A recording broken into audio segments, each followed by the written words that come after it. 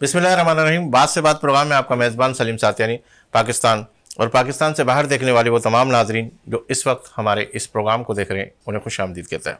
नाजरीन, इन अशार के साथ अपने इस प्रोग्राम का आगाज़ करने लगाऊं कि हालात के कदमों में कभी कलंदर नहीं गिरता, हालात के कदमों में कभी कलंदर नहीं गिरता, टूटे जो तारा तो वो ज़मीं पर नहीं गिरता। अरे गिरते हैं बड़े शौक़ से समंदर में दरिया, गिरते हैं बड़े शौक़ से समंदर में दरिया, और दरिया में कभी कोई समंदर नहीं गिरता।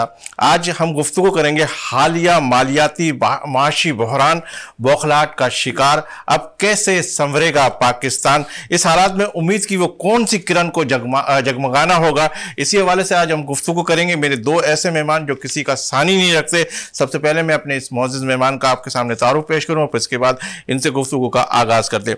मेरे साथ तशरीफ़ फरमाएं, वेलनेस ट्रेनर है, CEO खिलौना फाउंडेशन है और कंज्यूमर एसोसिएशन ऑफ पाकिस्तान के पाकिस्तान हेल्थ कमेटी के वाइस चेयरमैन है, प्राइमरी केयर डायबिटिक एसोसिएशन के प्रेस सेक्रेटरी है और कई ओहदों पर फाइज है, डॉक्टर वजाहत योगी साहब मेरे साथ तशरीफ फरमाएं। अस्सलाम वालेकुम। वालेकुम अस्सलाम सर।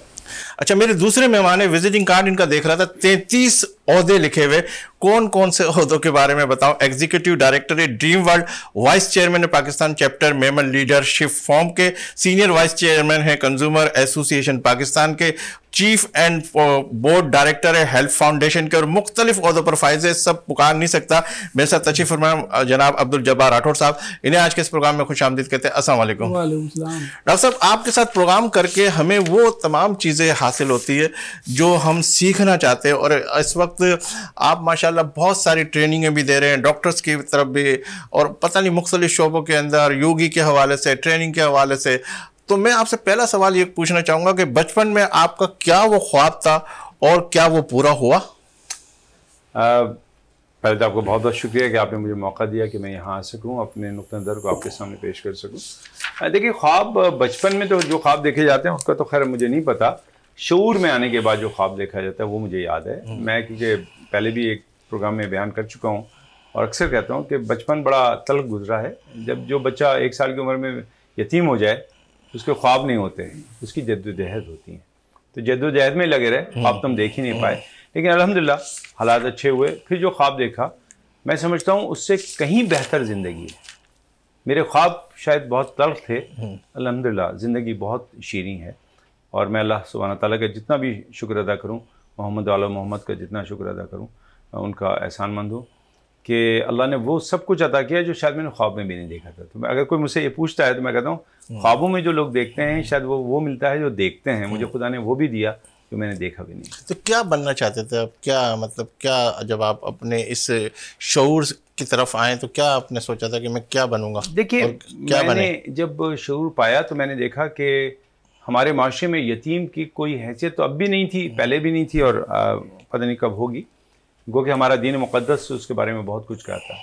तो एक मुझे अजीब सा मेरे जहन में था कि यार मैं क्योंकि यतीम हूँ, मुझे कोई पूछेगा तो नहीं, तो कुछ ऐसे ही काम कर लेता हूँ, जादू का, टोने का, कोई मैजिक का कर लूँगा। तो मैं माइंड साइंसेस की तरफ बचपन से ही था, जिसमें हिप्नोसिस है, टेलीपैथी है, ये मेरे शौक़ थे। मैं समझता था ये शॉर्टकट है, लेकिन ऐसा नहीं है। जब मैंने इनको सीखा और मुझे असातिज़ा मिले तो उन्होंने बताया कि ये तो एक इल्म है जिससे आप अपने आप को बेहतर कर सकते हैं। और अल्हम्दुलिल्लाह मैंने बेहतर किया। मेरा विजन जो था वो एक ही था, और वो था, मुझे नहीं पता दुनिया का सर, मुझे ये पता था कि मेरी माँ ने मेहनत की है, मैं कुछ ऐसा कर लूँ जिससे मेरी माँ को सुकून मिले। तो मैं अपनी वालदा के लिए कुछ करना चाहता था, दुनिया का मुझे नहीं पता था, लेकिन मेरे ख्याल से मैंने अपनी माँ के लिए किया तो दुनिया ऑटोमेटिकली मुझे मिली। ठीक है, जब्बार साहब के सवाल के बाद फिर मैं आपकी तरफ आता हूँ। बचपन में आपका क्या ख्वाब था, क्या कहते हैं जब्बार साहब, और क्या वो पूरा हुआ? यही सवाल मैं आपसे भी रिपीट करना चाहूँगा। सबसे पहले तो सलीम भाई आपको आपके चैनल का बहुत बहुत शुक्रिया कि आपने मुझे यहाँ बुलाया। माशाल्लाह आप बड़ी बड़ी सेलिब्रिटीज़ को बुलाते हैं। आपके सवाल का जहाँ तक ताल्लुक़ है, बचपन में देखें आदमी बहुत ख्वाब देखता है। पहले मैं ये सोचता था कि इंसान को बड़े ख्वाब नहीं देखने चाहिए, लेकिन फिर एक स्टेज ऐसा है कि मैंने सुना किसी से, सारे बड़ों से, बुज़ुर्गों से सुनते हैं कि इंसान को बड़े ख्वाब देखने चाहिए। ख्वाब बड़े उसी के पूरे होते हैं जो बड़े ख्वाब पूरे होकर सो देखता है। अच्छा, अब हमें फ़र्ज़ करें कि यहाँ से हमें सिर्फ सोचना है कि यार मुझे पिंडी जाना है, तो पिंडी तक ही जा सकेगा। अगर वो सोचेगा कि मुझे हज उम्रे पे जाना है, UK US जाना है, तो वो वक्त दूर नहीं जो इंशाल्लाह वहाँ जा भी जाए। चला जा सकता है। अच्छा, मेरी वालदा की जो मेरे साथ माशाल्लाह तरबियत थी ना, उनको मैंने और भी जगहों पे मैं कोट करता हूँ कि उनका हाथ जो माशाल्लाह था वो देने वाला था। इसी तरह हम भाई बहनों का भी था। हमारे पास किसी ज़माने में अगर इंसान अच्छा बुरा वक्त, गरीबी अमीरी सब देखता है। किसी वक्त कोई वक्त ऐसा आया था कि 3 वक्त की अगर रोटी नहीं होती थी या होती भी थी तो मेरी वालदा हमें 2 वक्त की खिलाती थी, तीसरी दे देती थी किसी को। प्राइमरी स्कूल में मैं पढ़ता था, सेकंड सेशन में जो 2-1 बजे वाला होता है, तो हमें वो 11 बजे उठाती थी, खिला देती थी, स्कूल से वापस आते थे 7 बजे खिला के सुला देती थी। हमको तो भाई बहनों को एक अरसे बाद पता चला कि खाने तो 3 होते हैं, तो तीसरा कहाँ जाता है, तो वो किसी ना किसी को। तो कोशिश की मैंने कि उनके नक्शे कदम पे चलूँ, अल्लाह उनको जन्म नसीब करे। 12 साल पहले उनकी डेथ हुई, तो उनकी जो भी तरबियत थी वो उसको माशाल्लाह हम सारे भाई बहन उसको पूरा करते हैं। मेरी वाइफ, मेरा बेटा बेटी, दामाद बहू सब है मेरे, सब उसी तरफ हम फॉलो करते हैं कि इंसान किसी की मदद ही करता रहे, किसी की हेल्प करता रहे।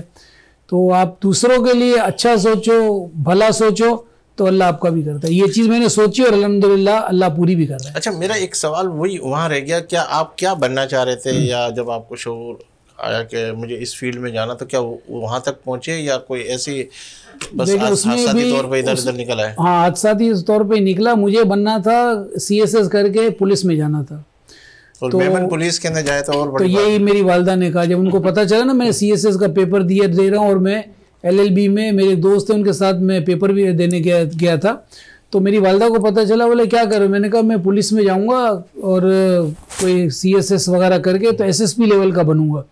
तो हमारे मेमनों में होती है ना डांटने का स्टाइल, तो बोला चुपचाप साइड में बैठ जा, पुलिस में जाएगा। अब वही कॉन्सेप्ट था कि इस जगहों पे, ऐसी जगहों पे आप जा नहीं सकते। तो वो पुलिस वाला ख्वाब या जो सर्विसेज वाला ख्वाब था वो तो नहीं पूरा हो सका।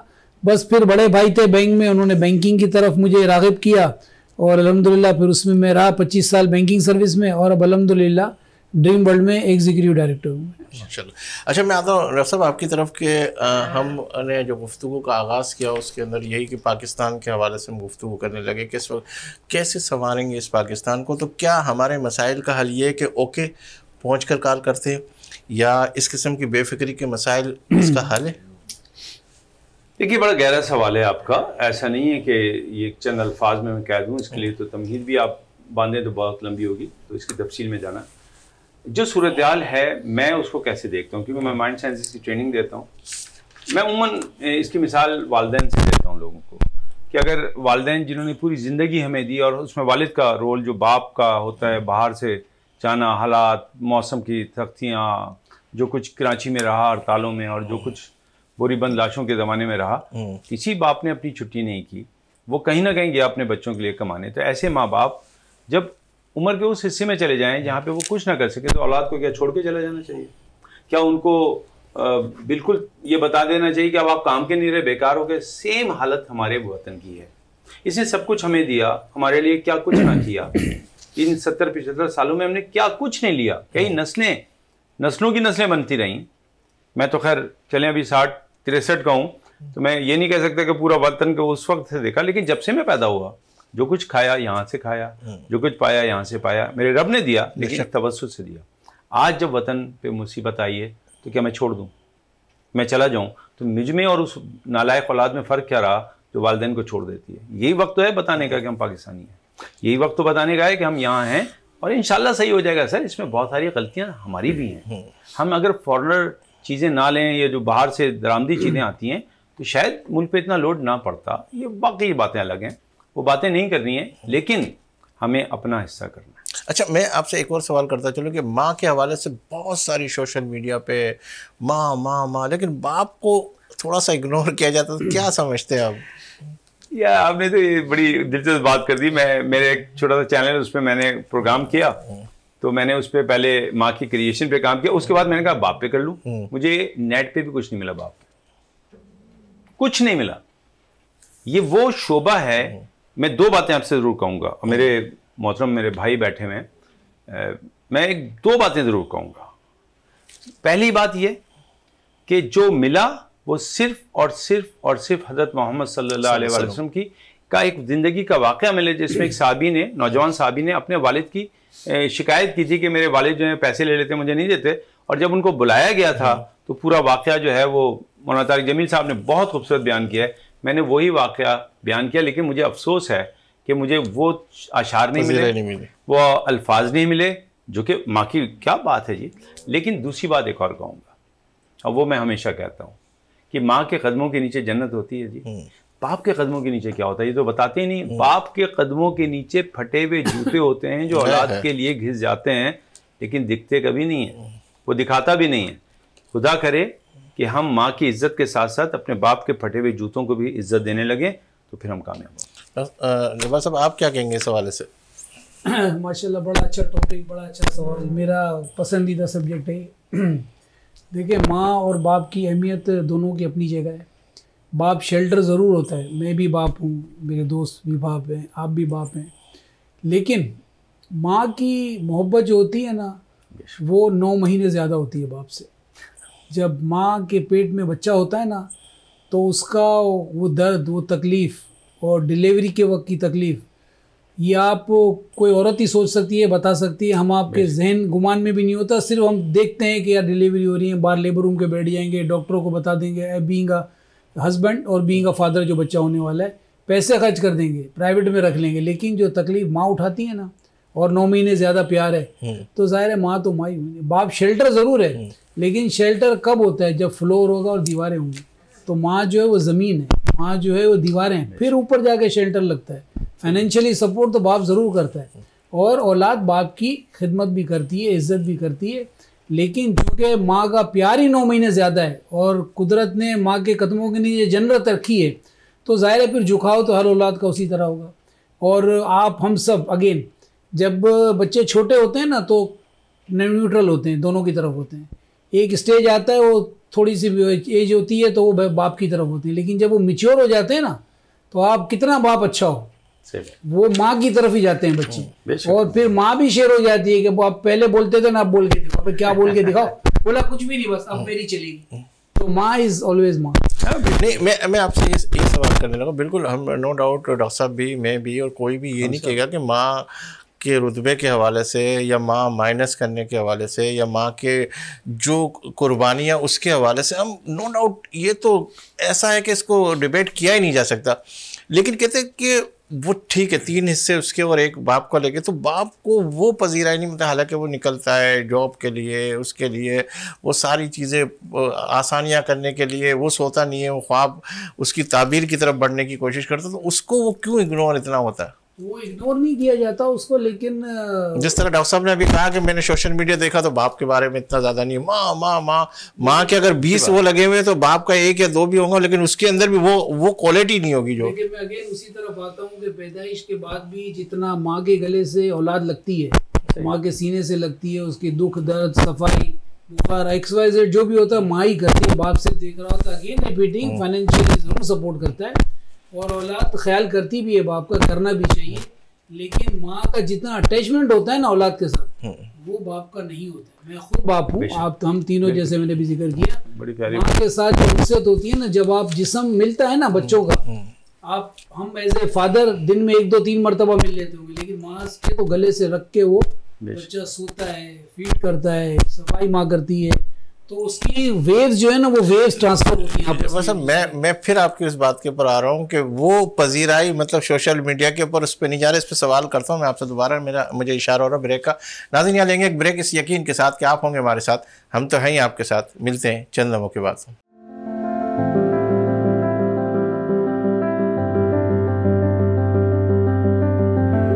खुशामदीन नाज़रीन, आप देख रहे प्रोग्राम बात से बात। जब्बार साहब आपकी तरफ आ रहे थे कि उस वक्त आपने बिल्कुल, हम माँ के हवाले से बिल्कुल, डॉक्टर साहब भी इस पे एग्री होंगे, लेकिन बाप को कहीं भी किसी जगह पे भी इतना ज़्यादा हाईलाइट नहीं किया जाता। अगर मैं एक और सवाल आपके साथ मिला लूँ कि बाप अगर कुर्बानी की तरफ बढ़ता है तो मुल्क से बाहर जाता है, मुल्क से बाहर अपने आप को रहकर इस औलाद के लिए सब कुछ करता है ना, तो वो क्यों ऐसी पजीराई नहीं है? पजीराई है, मैंने आपको कहा ना, माँ से कंपेयर करते हैं तो नहीं है, अदरवाइज बाप तो बाप ही है ना, बाप नहीं होता तो औलाद कैसे होती, वो जरूर है, लेकिन माँ से जो उसकी जो वेव्स मिलती है ना, जो उसके जिस्म से लग के जो उनसेत होती है औलाद को, वो बाप से नहीं होती ना। बाप तो सुबह दोपहर शाम आधा घंटा बैठ जाएगा बच्चे के पास, माँ ने तो सारा दिन उसको संभालना है। तो बच्चा जब शुरू से जब बोलने लगता है ABCD, साल 2 साल 3 साल जैसे ही बढ़ता है, तो अपना माँ को ही देखता है 10 12 15 20 घंटे। बाप तो 8-10 घंटे बाहर भी होता है ना, तो वो उनसे जो ये ट्रांसफर होती है वो बाप के साथ नहीं होती। ये जरूर है कि अगर बाप साया अगर ना हो तो औलाद यतीम हो गई तो कुछ और ही चीज हो जाती है, लेकिन माँ इज माँ। तो एहसास कमतरी की तरफ नहीं जाएगा, बाप एहसास कमतरी की तरफ नहीं जाता, इसलिए कि आपने भी देखा होगा हम आप सब, मर्द का दिल बड़ा होता है, औरत का दिल छोटा होता है, तो औलाद को भी पता होता है कि बाप तो ठीक है, माँ को भी बड़ा बड़ा रखो भाई, नहीं तो माँ ने तो फिर कोट लगा देंगे। अच्छा डॉक्टर साहब, आप ब्रेक से पहले वो सवाल वापस में रिपीट करने लगा कि आपने बड़ी गहराई की बात की कि एक शख्स के बाप के हवाले से वो गुफ्तगू हो रही थी, वो आप खुद ही शेयर करते तो ज़्यादा अच्छा रहेगा। बहुत खूबसूरत वाक़या है और इस वाक़े को मैं समझता हूँ कि मैं बहुत एहतराम के साथ अपने भाई का बिल्कुल मैं कायल हूँ जो कह रहे हैं, इसमें कोई शक ही नहीं। लेकिन उस वक्त क्योंकि अब मैं दादा हूँ, मैं बाप के जब उस पर और निकल के बाप का बाप यानी वो होता है ना, वो बन गया। सभी है तीनों के तीनों तो मैं एक जुमला मुझे तकलीफ देता है, मुझे देता है, ये मेरी माँ की दुआएं, बाप ने क्या किया था।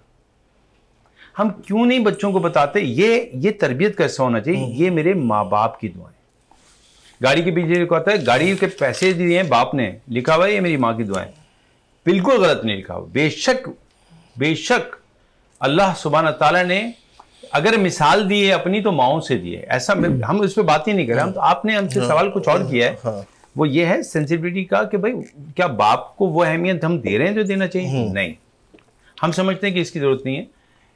अगर देखिए कितनी तकलीफ होती है, मैं हैदराबाद में एक प्रोग्राम में था तो मुझे ये तकलीफ हो रही थी, जो आए वो क्या ये मेरी माँ की दुआ है, तो मैंने अपनी तकलीफ में कहा भाई बाप कुछ करता है। वहाँ फैमिलियाँ भी थी, उनमें से एक साहब रोए हैं वहाँ बैठ के। यार यही तो मैं अपने बेटे से कहता हूँ जो आपने कहा। तो मैं आपको आका हज़रत मोहम्मद सल्लल्लाहु अलैहि वसल्लम का वो वाक़या बताऊँ जिसमें एक साहबी ने, नौजवान साहबी ने कहा कि मेरे वालिद जो हैं, अगर कुछ आज ऊँच नीच हो जाए अल्लाह मुझे माफ़ करे, मफ़हूम बयान करना चाहता हूँ। ये मफ़हूम पूरा वाक़या मौलाना तारिक जमील साहब ने बहुत तफसील से बयान किया हुआ है। उस नौजवान ने कहा जी वो मेरे पैसे ले लेते हैं, मुझे इतना अहमियत नहीं, वो जो भी शिकायत की, शिकायत का लफ्ज़ वहाँ पे इस्तेमाल हुआ। आका हज़रत मोहम्मद सल्लल्लाहु अलैहि वसल्लम ने उनको मदू कर लिया कि उनको ले आओ। जब वो आने लगे तो वहाँ जो लेने गए उन्होंने बताया कि आपके साहबजादे ने वहाँ शिकायत की है। जब उन्होंने सुना कि मेरी शिकायत हुई है सरकारे दो जहाँ के सामने, वो वहीं रो पड़े, उदास हो गए कि मैं किस मुँह से जाऊँगा जहाँ पर मेरी शिकायत मेरे बेटे ने कर दी। तो गमज़दा दिल के साथ जब वो चलने लगे तो कुछ अरबी के अशार उन्होंने दोहराए और कहा जब तू चलता नहीं था तो मैंने तेरे हाथ थामे थे, आज ये हाथ मुझ पे ही उठ रहे हैं। जब तू भूखा था तो मैंने अपनी भूख को रोक के तुझे खिलाया, आज तू मुझ पे ही भौंकता है। जब तू गिर रहा था तो मैंने तुझे सहारा दिया था, आज जब मुझे सहारे की ज़रूरत है तो तू अपने हाथ हटा रहा है। कुछ इस तरह के अल्फाज थे, मफ़हूम बयान किया। और ये बहुत ही दिलगुदास नज़्म है, पूरी एक बहुत बड़ी नज़्म है। ये कहते हुए वहाँ आए और चेहरे से आया था कि बहुत ही परेशान है। आका ने पूछा क्या हुआ? अभी ये बात हो रही थी कि जिब्रील आते हैं और आका से कहते हैं कि इससे पहले कि गुफ्तगू हो आप इनसे पूछिए कि रास्ते में कहते हुए क्या है। और आका ने कहा अच्छा बयान करें। जब वो बयान किया तो आका इस कदर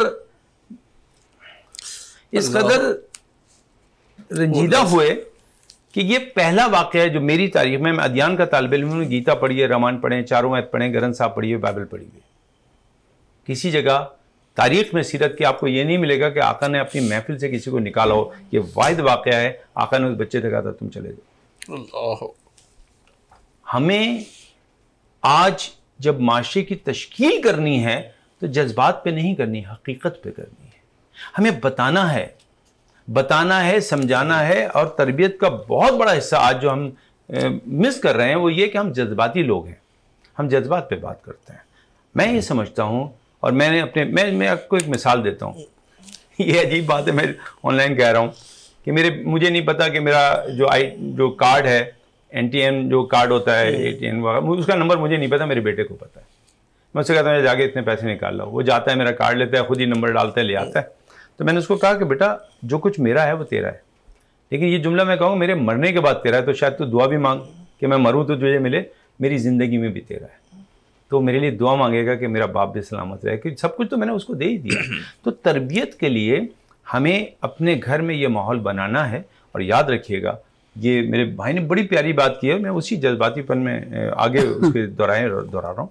जैसे कहा जाता है ना कि शौहर बीवी एक दूसरे का लिबास है, तो उरिया नहीं करना है, बच्चों के सामने बोलना नहीं है। तो माँ अगर ये करे कि बताए कि बेटा अब तुम्हारे बाप आ रहे हैं, थक हार के आएंगे, उनका इस्तकबाल करो, उनसे प्यार करो। हमारे घर में हाथ को बोसा दिया जाता है, मैं बोरी स्कूल में पढ़ा हूँ, मेरी वालदा ने बहुत रिकॉर्ड की, नहीं नहीं ये ना करो। आज जब मेरी 1.5 साल की पोती मेरे हाथ को चूमती है तो लोग देखते हैं, लम्स जैसे हमने कहा गले लगते हैं। दोनों जिंदगी में तरबियत में लाजिम है। माँ का दर्जा कभी कम नहीं हो सकता। खुदा ने अपनी मिसाल अगर दी है तो माँ से दिए, बाप से नहीं दिए, ठीक है जी। लेकिन हम जब बाप को देखेंगे तो हमें ये करना है कि वो दिमाग, जैसे मेरे भाई ने कहा, मेहनतों का एक पुलंदा है, उस वर्क को खोलेंगे तो उसमें हर जगह मेहनत मिलेगी। मैं कभी कभी एक बात कहता हूँ, एक जगह मैं गया, अगर मुझे इजाज़त दें सर, तो मैं आर्ट्स काउंसिल में एक प्रोग्राम में था, ख़वातीन के कैंसर पे था, तो एक खातून ना जाने क्यों नाराज़ थी, तो उन्होंने बहुत कुछ कह दिया मर्दों के बारे में। उसके बाद मुझे मौका मिला तो मैंने कहा मुझे सिर्फ एक बात बताइए, मुझे सिर्फ एक बात बताइए, ब्रेस्ट कैंसर में जो औरत मुब्तला होती है उसको ड्राइव करके कौन लेके जाता है? मर्द।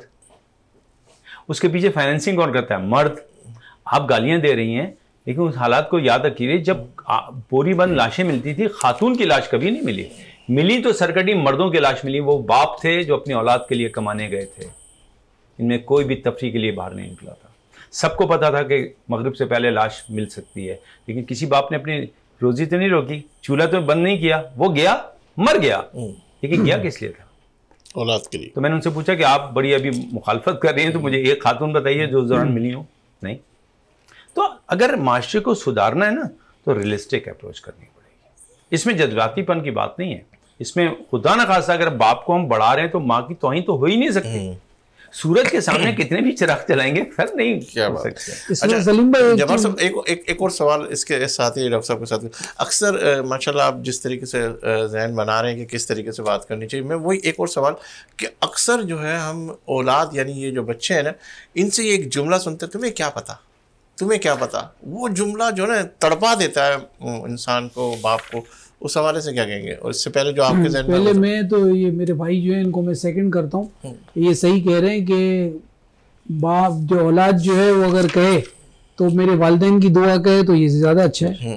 और उसमें फिर जैसे उसकी माँ का भी वो है कि वो उनको बताए कि भाई जो मेरी अहमियत है वो बाप की भी, और कहती भी होंगी ये खैर, और लेकिन ये सही है कि उनको ये कहना चाहिए कि माँ बाप की दुआएं, वो कहते भी हैं वालिदैन की दुआएं कह दें तो अच्छा है, दोनों ही, एक तो माँ एक बाप है, तो तरगीब उस तरफ जाए तो ज़्यादा अच्छा है। हाँ, जो बात है कि माँ खुद गाइड करे कि वाकई वो करती भी होंगी, खैर हमें भी, लेकिन ये आप सही कह रहे हैं। और यहाँ अगर मैं, वैसे तो मैं आपकी गुफ्तगू चल रही है, मैं आपने बिल्कुल मुझे मुखल नहीं किया, मैं आपको बता दूं, जब हम नमाज पढ़ते हैं तो वहां पे भी हम अपने वालिदैन के लिए जो मांगते हैं, एक के लिए नहीं मांगते। बिल्कुल जी, वालिदैन के लिए, सही कह रहे हैं। दूसरा जो आप सवाल था आपका कि ये क्या कह दिया, ये समटाइम्स मैं अपनी बात कहता हूँ कि मैं भी कह देता हूँ। आपको क्या पता? हाँ, बच्चों को ना, और आजकल के बच्चे जिस एज में हम तीनों हैं, वो माशाल्लाह हम लोगों से 4 टाइम्स 6 टाइम्स 10 टाइम्स। मैं बाप की बात नहीं कह रहा, मैं औलाद की बात कह रहा हूँ। वो अक्सर जो है वो औलाद ही कहती है आपको क्या पता, हम जो कर रहे हैं वो हम ज्यादा जानते हैं। नहीं, औलाद अगर ये कोई भी औलाद कहती है तो ये तो गलत है। बाप तो बाप ही है। आप जो भी सुन रहे हैं इस एज के बच्चे, उनको ये जहन में रखना चाहिए कि अगर आपके वालिदैन कोई भी अगर इलिटरेट भी होते हैं तो वो ऐसी बात कर जाते हैं जो कोई पीएचडी बंदा भी नहीं कर सकता अपनी एक्सपीरियंस की बेस पे। अच्छा, फिर वो उनके पास एक्सपीरियंस के साथ साथ जो तजर्बात उनके पास होते हैं, माँ और बाप और बूढ़ों के पास, वो तालीम से, एजुकेशन से ये वाले तजर्बे नहीं आ सकते। तो ये ऐसा लफ्ज तो किसी को खैर बोलना ही नहीं चाहिए, सवाल ही नहीं, इट्स नॉट अ गुड। अच्छा, मैं एक और डॉक्टर साहब आपकी तरफ आता हूँ। हालांकि आज हमने प्रोग्राम पाकिस्तान के हवाले से सोचा था, लेकिन बात हमारी माँ की, बाप की तरफ चल गई। वो ऐसे जज्बाती वो चीज़ें हैं कि आदमी उसको कभी इग्नोर कर ही नहीं सकता। तहकीक और जस्तजू की चिंगारी को किस तरीके से उस्ताद के हवाले से उजागर किया जाए? जैसे आपने बहुत गहराई की बात की कि माँ बाप को लेकर आया जाए, इसी तरीके से अगर हम स्टूडेंट्स हमारे देख रहे हैं, जो हमारे नाज़रीन देख रहे हैं, उसके अंदर तहकीक और जस्तजू को कहाँ इधर पिन किया जाए? देखिए, जब हम इल्म की बात करते हैं तो इल्म के जो टूल्स हैं वो हमें देखना पड़ेंगे वो क्या है। आजकल इल्म के टूल्स क्या हैं? मोबाइल, आजकल टेलीविज़न, आजकल जो है सोशलाइजेशन, यही है ना जी। हम समझते हैं हम इससे इल्म हासिल कर रहे हैं। यूनिवर्सिटी और दरसगाह, और मेरे भाई ने बिल्कुल सही बात की, माँ बाप वो दरसगाह हैं जिसका कोई बोर्ड नहीं होता, लेकिन वहाँ जो इल्म होता है वो किसी को खबर ही नहीं होती वो कितना है। ठीक है ना, पुराने ज़माने में एक बाप स्टूडेंट टीचर होता था, धोबी अपने बच्चे को लेके आता था और बच्चे घरों के दरवाजे खटखटा के कपड़े लेता था और बैठ के जाता था। नाई जो है अपने बच्चे से कहता था सफाई करो, धोबी कहता था कपड़े धो लो। ये क्या थे? ये इंस्टीट्यूट थे। आज बाप कितनी भी मेहनतों के बाद, गरीब बाप, पढ़ा लिखा बाप नहीं है, तो उसका बच्चा कहता है मैं यूनिवर्सिटी जा रहा हूँ, उसके बाद वो कहता है मैं इनको तो फॉलो करूंगा नहीं, क्योंकि मैंने तो कुछ और पढ़ लिया। जो आपने बात की उसके लिए टूल्स जो हैं इल्म के, वो है मुशाहिदा। मुशाहिदा, सहाबाए कराम क्या मुशाहिदा करते थे? आप देखते थे, बाद में तहकीक हुई, बाद में लिखा गया, बहुत अरसे के बाद, कई साल लगे। उस वक्त कहाँ था? सिर्फ देख के था, मुशाहिदा था। जिस दिन हमने अपने मुशाहिदे को सही कर दिया, बेहतर कर दिया, तो बहुत से इल्म तो खुद ब खुद हमारे पास आ जाते हैं। हमने आंखें बंद रखी हैं ना, हम कान बंद कर, आंखें बंद करके कान से सुनते रहते हैं मोबाइल। हम समझते हैं इससे कोई बुक हमें सिखा देगी, नहीं, मुशाहिदा करना पड़ेगा। मैं अपने भाई को बहुत, मेरे वैसे भी मेरी ऑर्गेनाइजेशन में सीनियर तरीन हमारे साथ हैं हमारे, जो ये काम करते हैं, जिस तरह ये मेहनत करते हैं, कि आपने 36 प्रिंटेड देखे हैं इनकी एक्टिविटी, इसमें आप 10 और बढ़ा दें 1065 होंगी। अब ये कैसे करते हैं, ये कैसे मैनेज करते हैं, ये इनकी औलाद को देखना है। जिस दिन औलादें भी अपने बाप को देखने लगेंगी ना, मुशाहिदा करेंगी, तो उनको वो तमाम इल्म मिल जाएगा जो बाप ने मुश्किलों से हासिल किया। मुशाहिदा ज़रूरी है तहकीक के लिए, मुशाहिदा और जुस्तजू के लिए एक ख्वाब ज़रूरी है। आप देखें तो सही, जाने तो सही। कई लोग हैं जिनको मैं लेक्चर दे रहा हूँ, उनको यही नहीं खबर कि सूरज के करीब तरीन हमारा कौन सा सैटेलाइट जा चुका है, उसमें कौन सा हमने दांत लगाई है कि पिघलता नहीं है। लेकिन बात होनी चाहिए। और आज के दौर में लोगों के पास मुशाहिदे के लिए नहीं, बल्कि इंटरटेनमेंट के लिए टाइम है। सर, इंटरटेनमेंट का टाइम निकालें, लेकिन मुशाहिदे की आदत डालें बच्चों को। मेरा जो ग्रैंडसन है वो इन्हीं दौर में अच्छा, होम स्कूलिंग है उसकी, अच्छा होम स्कूलिंग हुई है। हमने रिवायतों को बदला है, बागी हैं हम लोग। आप उससे बात कर लीजिए, वो आपको बताएगा कि दुनिया तो बहुत दूर की बात है, कायनात कैसे बनी। वो आपको स्टार्स के बारे में बताएगा, वो आपको सैटेलाइट्स के बारे में बता देगा। कहाँ से सीखा उसने? मुझसे, हालांकि ऑन एयर अजीब सी बात लगेगी, मैं उसको तशरीह कर देता हूँ। मुझसे बड़े प्यार से आके मोहम्मद पूछता है आपकी गर्लफ्रेंड है? Do you have girlfriend? चोर की दाढ़ी में तिनका ही समझ लीजिए। मैं एकदम चौंका। तो मुझे कहता है why you don't have girlfriend? तो मैंने कहा बेटा वो ये, तो कहता mama is my girlfriend, his girl and is my friend. उसके जहन में कुछ और है, मेरे जहन में कुछ और है। क्या बात है, तजाद है ना जी। एंड उसके बाद मुझे लगा तो वाकई मेरी माँ अगर मेरी दोस्त ना हो, मेरी बीवी मेरी दोस्त ना हो, मेरी बेटियां मेरी दोस्त ना हो। हमने तो इंग्लिश वाली गर्लफ्रेंड समझा ना, जिसको हम छुपाते हैं 12 बजे के बाद, जिनसे बात करनी होती है। 12 बजे से पहले वाली भी गर्लफ्रेंड होती है। तो माशाल्लाह योगी भाई हमारा दोस्त भी है, तो ये तो अब मुझे लगता है फील्ड के अलावा 12 बजे बाद वाली, 12 बजे से पहले वाली, ये जरा सा कंफ्यूज कर रही है। मैं एक बात कहना चाहता हूँ, एक बहुत बड़ी सिंपल बात है। रात को मेरी बात हो रही थी, तो 1 बजे तो मेरी बात है कम से कम।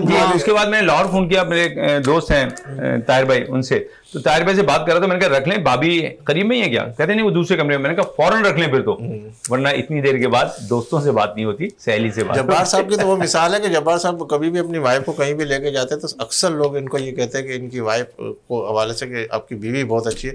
जब्बार भाई जो जवाब देते हैं ना, ऐसी 2 होनी चाहिए। नहीं, ऐसी कई होनी चाहिए। ये इंटरव्यू देखेगी भी, ऐसी तो कई होनी चाहिए। योगी भाई माशाल्लाह अपनी फील्ड के अलावा स्कॉलर भी हैं, बड़ी अच्छी बात, बड़ी अच्छी नॉलेज। अच्छा, जिस तरह अभी आप आपके हवाले से कह रहे थे कि माशाल्लाह 33 ओहदे से 10 और मिला दे, जैसे मैं आपसे कहूँगा इतने सारे शोबों में आप काम कर रहे, आपके ख्याल में इंसानियत को कौन सा ऐसा छोटा बड़ा आइडिया लागू करना चाहिए कि जो दुनिया को बदल के रख दे? देखिए, इंसान को सबसे पहले तो अपना, मैं जितनी भी जगह पे हूँ, अगर मेरे जहन में कोई विजन नहीं होगा, कोई सोच नहीं होगी, कोई मेरे जहन में किसी की मदद करने के लिए नहीं होगा, कोई नेकी नहीं होगी ना, तो ये ऐसे जितने भी ज़्यादा शोबे हों, ये ऐसे कम हो, सब बेकार हैं। मैं जहाँ भी जाता हूँ, जिस ऑर्गेनाइजेशन में जाता हूँ, मैं समझता हूँ कि मेरा 10 मिनट, 15 मिनट, 1 घंटा, आधा घंटा जो भी है, अगर किसी की फलाह के लिए, कौम की फलाह के लिए, अपनी बरादरी की फलाह के लिए, किसी के भी काम आ जाऊँ मैं 1 मिनट भी, तो समझे कि आपने अपने जीने का मकसद सीख लिया। तो इतनी जगह पे जाते हैं तो कहीं ना कहीं तो कोई अच्छी चीज़ें होती होंगी ना। का जितनी जगह है उसमें से मोस्टली ऐसे हैं जो फलाई काम है। वो रहीम जानू साहब हमारे माशाल्लाह मेमन लीडरशिप के पाकिस्तान के प्रेसिडेंट ग्लोबल प्रेसिडेंट हैं। माशाल्लाह इनका जो आई का काम है वो सोच नहीं सकते आप। मैं समझता हूँ इनका नाम अगर Guinness book of world record में नहीं है तो ये इनके साथ ज्यादती। इतना बड़ा काम करते हैं, लाखों इन्होंने के ट्रीटमेंट किए हैं, हजारों ऑपरेशंस किए हैं पूरे दुनिया में, पूरे पाकिस्तान में जहाँ जहाँ भी ये कैंप लगा सकते हैं लगाते हैं। और इसी तरह जितने मेरे साथ और लोग हैं, मेरे हमारे खुद ओनर्स जो है माशाल्लाह, नवाब साहब, तारिक साहब, इरफान साहब, ये इतना फलाई काम करते हैं कि हमें कानों कान खबर भी नहीं पड़ती। तो मैं यही सोचता हूँ कि जब ऐसे लोग हमारे लीडर हैं तो फिर हम उनके साथ रहे कि हम भी किसी के काम आ जाएं बस, तो क्या पता कि अल्लाह को कौन सी अदा किसकी क्या पसंद आ जाती है। ठीक है, मुझे इशारा और ब्रेक करना चाहिए, लेंगे एक ब्रेक इस यकीन के साथ कि आप होंगे हमारे साथ, हम तो है ही आपके साथ। मिलते हैं चंद लम्हों के बाद।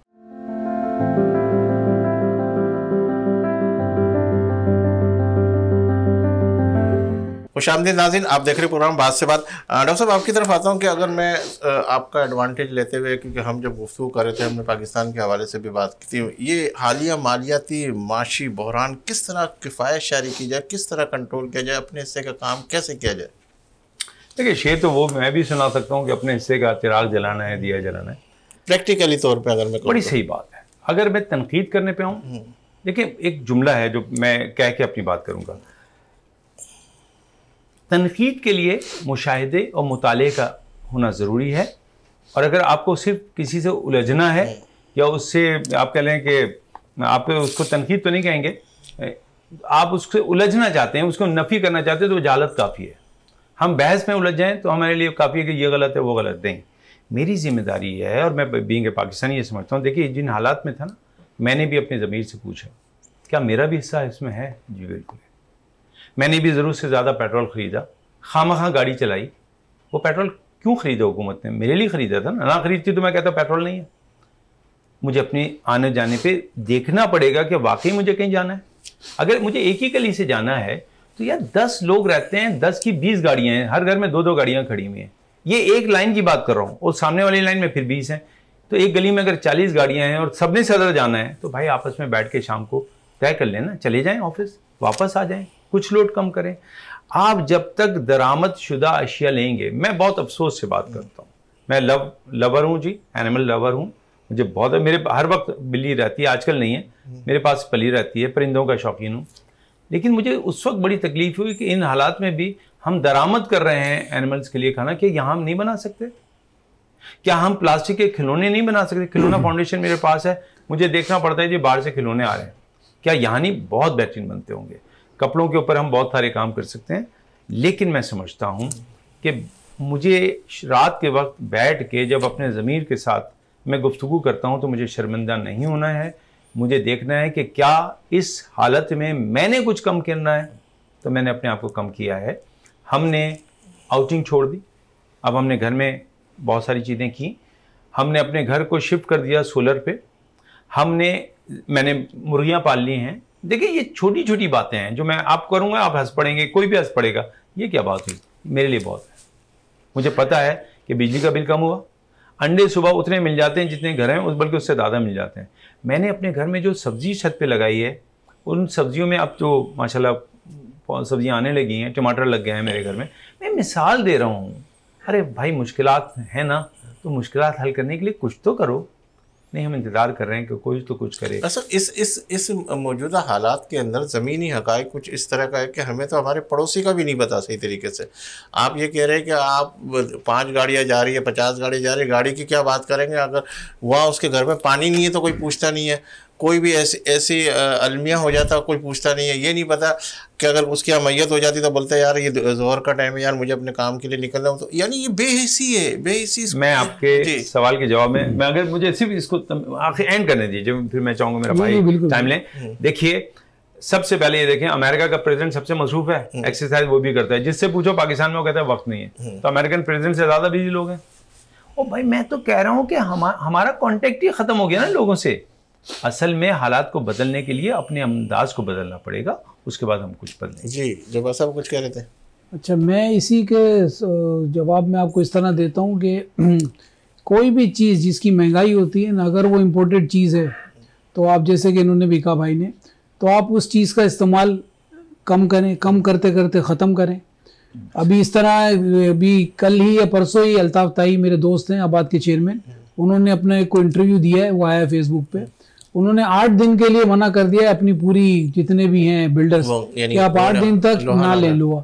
तो 8 दिन तक लोहा ना फैक्ट्री से बाहर निकलना ये छोटी चीज़ थोड़ी है। अब उनको भी ख्याल आएगा कि यार ये हम 8 दिन तक रखेंगे कहाँ ऐसी चीज़ें, हमारा रॉ मटेरियल कहाँ जाएगा। तो इसी तरह के स्टेप लें। अब फ्रूट की मिसाल ले लें, कोई भी जो हम लेने जाते थे, कोई चीज़ 300 की होती थी, वह 400 की होगी, 500 की होगी। तो इंक्लूडिंग माई सेल्फ, मेरी भी करेक्शन करनी है कि अगर वो चीज़ इतनी महंगी है ना, तो अगर आप उसको 2 दिन में लेते हो तो उसको 4 दिन में लो, उसको हफ्ते में लेते हो तो उसको 15 दिन में लो, उसकी यूटिलाइजेशन आप कम करो तो सब हो जाएगा। दूध बाजों का आ जाता, आजकल अखबार में ये कहीं व्हाट्सएप पे आया था कि 220 रुपये हो गया। वो तो भाई जब आप घर में अगर 5 चाय पीते हो तो उसको 4 कर दो, 3 की कर दो। दूध अगर 1 महीना आदमी कम पी लेगा तो थोड़ी को कैल्शियम नहीं आएगा और हड्डियाँ खत्म हो जाएंगी। आप उस चीज़ का इस्तेमाल कम करें तो इस तरीके से आप बचत भी कर सकेंगे। इलेक्ट्रिसिटी है, आवाज़ लिखे हैं कि इस वक्त से इस वक्त तक ज़्यादा यूज़ कंजप्शन आता है, आप उसको कम कर दें। जब भी गुजरें इलेक्ट्रिक बंद कर दें, पानी का इस्तेमाल सही कर दें। ये हम अगर अपने तरफ की जितनी ज़मीन है वो हम खुद साफ नहीं करेंगे ना, तो ना को फरिश्तों ने आना है ना किसी और मुल्क ने आना है, हमने खुद ने ये केयर करनी है। हम यूटिलाइजेशन कम करें, चाहे लोकल चीज़ हो चाहे बाहर की चीज़ हो। पेट्रोल महंगा है, मैं खुद, पेट्रोल सस्ता था तो मैं 5 घंटे का ही निकल जाता था, 4 घंटे के लिए निकल जाता था। अब मैंने 3 घंटे कर दिए, 2 घंटे कर दिए। कंजप्शन मेरा अमाउंट वाइज हो ही रहा, भले ना रेट बढ़ गए। तो हमें अपना जो नफ्स है ना उस पर काबू रखना है, और वो इंसान कामयाब है जिसने अपनी नफ्स पे काबू पा ली। नहीं, आपकी बातें बिल्कुल बजाय लफ्ज़ों के हवाले से तो मैं कहूँगा, अभी मैंने देखा बहुत सारे आइटम्स के ऊपर बहुत सारी चीज़ें, एसोसिएशन अभी कुछ इजलास हुए, कोई प्राइज़ बढ़ने की कहानी आई। मेरी पिछले दिनों में गुफ्तगू हुई कि भाई मैंने अगर जायज़ा लिया तो 15 से 20%, अब 30-30%, 40-40% प्राइज़ इंक्रीज़ कर दे, लेकिन उसको चेक करने वाला कोई नहीं हुकूमती सतह पर या उसके ऊपर। और अगर हम उसके पास जाते हैं और वो डिमांड के हवाले से बात आई, जैसे मिसाल के तौर पर कराची बैक होता है तो पूरा पाकिस्तान है जो पूरा के पूरा हब है, वो दूसरे सेक्टर के अंदर वो देना शुरू हो जाते हैं, तो फिर तो डिस्टर्बिंग तो सारी आएगी। 8 दिन के ये बंद होने से, कराची के बंद होने से, मतलब आप कह रहे हैं कि इसमें फ़र्क आ रहा है, लेकिन इसमें तो ये मैंने सीमेंट की मिसाल दी अल्ताफ ताई के इंटरव्यू की। अब आप किसी एक ब्रांड को ले लो, कोई शलवार कमीज का ब्रांड है, कोई परफ्यूम का ब्रांड है, अगर उसने रेट बढ़ाए है ना तो आप उसकी परचेजिंग छोड़ दे, 10 दिन 15 दिन महीना उसने खुद ने कम करना है। बड़े बड़े आउटलेट होते हैं ना, इनकी 50-50 लाख रुपए रेंट होते हैं, 50 लाख रुपए इलेक्ट्रिक होता है, 50 लाख रुपए सैलरी होती है, तो वो 1.5 करोड़ रुपए पूरे कहाँ से करेगा, माल ही नहीं बिकेगा। तो आप उस तरफ जाना छोड़ दें। नहीं, ये तो कराची सतह के ऊपर होगा, नहीं जैसे छोड़ दे। अब देखिए, इसका जो आप कह रहे हैं 8 दिन ये बंद होने से, देखते हैं अब इसका वाकई ऐसा रिजल्ट आता है कि पूरा के पूरे प्राइस में कम आता है, या प्रैक्टिकली तौर के ऊपर आपने करके देखा, अल्ताफ ताई साहब ने करके देखा, शायद अल्लाह करे इसका रिजल्ट आए तो दूसरा दिन है, और उसके दूसरा दिन है, इसके बाद अगर रिजल्ट आता तो फिर दूसरे लोग भी शायद इस तरह बढ़ेंगे। मुझे एक चीज बताएं ना, अगर दूध पे समटाइम्स रेट बढ़ता है और अगर आप आधा कर दें उसका इस्तेमाल, 75% तो कर सकते हैं ना। तो रात को किसी जमाने में हम देखते थे कि दूध वाले पे ट्रक लेके निकलते थे, जो 100 रुपए लीटर होता था ना, उसको कहते थे 50 रुपए में ले लो, फिर कहते थे 25 रुपए में ले लो, फिर कहते थे 50 रुपए में 3 लीटर ले लो। तो आप इस्तेमाल उसका कम के अंदर तो दूध गिराया गया है वो, तो फिर अगर कोरोना में गिराया गया तो आपकी कम यूटिलाइजेशन पे भी दूध गिराया जाएगा। वो भैंस तो उतना ही दूध देगी, गाय तो उतना ही दूध देगी, ये फिर जाया करेंगे। मैं किसी के अगेंस्ट नहीं हूँ, किसी भी दूध वाले के या चाय वाले के, लेकिन आप अपनी से जेब के हिसाब से आप खर्चा करें। पूरी दुनिया के अंदर चौथा मुल्क है जो सबसे ज्यादा चाय पीता है। चाय का तो मैं आपको ऐसा बताऊं कि बीइंग अ मेमन बरादरी आप भी हैं, हमारा अगर ब्लड टेस्ट होगा ना तो हमारा ए भी पॉजिटिव नहीं निकलेगा, हमारा टी पॉजिटिव निकलेगा। मैं खुद 4 से 8 चाय पीता हूँ, तो इसलिए हम टी पॉजिटिव निकलेगा हमारा। ABCD नहीं होता, टी का पता ही नहीं है इनको, जो मेडिकल टर्मिनोलॉजी है जी। जैसा जब जापान में ज़लज़ला आया, हमसे ज़्यादा मौज़िब कौम, मसरूफ़ कौम, उसने क्या किया, जब क्यू लगती थी, लाइन लगती थी, तो वो आधी WT लेते थे, और वहाँ अक्सर लोगों ने कहा कि मुझे आधी WT दें, आधी WT बराबर वाले को दें। क्या बात है, ताकि मैं बाद में कर लूँ, क्राइसिस में हूँ ना। हम क्राइसिस में ज़्यादा खरीद लेते हैं। हम अभी कहाँ तजर्बे का, हम तो बिल्कुल बचकाना हरकतें कर रहे हैं सर। क्राइसिस होती है, हम अजनास जमा करते हैं, ज़ख़ीरा अंदोज़ी कर लेते हैं। पहले ज़ख़ीरा अंदोज़ होते थे बड़े, अब हर घर आजकल ज़ख़ीरा अंदोज़ी कर रहा है क्योंकि हालात ख़राब हैं। तो हालात तो हमने ख़राब किए ना। फिर तो पहले तो हमें देखना पड़ेगा हमारी अप्रोच क्या है। हमारी अप्रोच गलत है। मैं आपको एक बात एज ए डॉक्टर कह रहा हूँ, शायद ये बात नागवार गुजरे, दूध कोई लाजमी चीज़ नहीं है पीने की।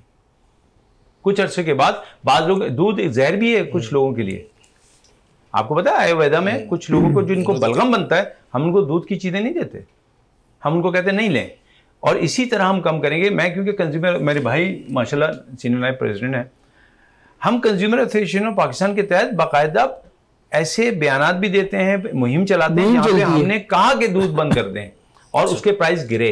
कहा कि इकबाल साहब हमारे चेयरमैन है, जब भी उन्होंने कहा कि जी 8 दिन के लिए, और हम इब्तिदाई रमज़ान में 8 दिन फल नहीं लेते, तमाम मेम्बरान हम फल नहीं खरीदते। ये वही जो मैं बात कर रहा हूँ, ये हमारे कौकब साहब हैं, जैसे बोल रहे हैं, मैं उनके साथ सीनियर वाइस चेयरमैन हूँ, चेयरमैन है, वो कहते हैं भाई 1 हफ्ता फ्रूट नहीं लो, तो हम नहीं लेते हैं, रेट खुद ब खुद नीचे आएगा। अगर 2000, 5000, 50,000 लोग नहीं लेंगे तो वो क्या करेगा? जो केले वाला है दूसरे दिन तो उस रेट पे केला बिकेगा ही नहीं। और दूसरी बात ये है कि चलें रेट ना आए, मेरा तो खर्चा बेकार गया, मैं पागल हो गया हूँ कि एक मेरे सामने जो खजूर मिल रही थी वो डबल ट्रिपल मिल रही है, लेकिन खाना खजूर है, नमक से भी खुलता है, सुन्नतों में नमक से भी रोज़ा खोला है। मौला अली तो मेरे नमक से ही खाने का आगाज़ भी करना है, इख्तिताम भी करना है, रोज़ा तो खुल सकता है ना।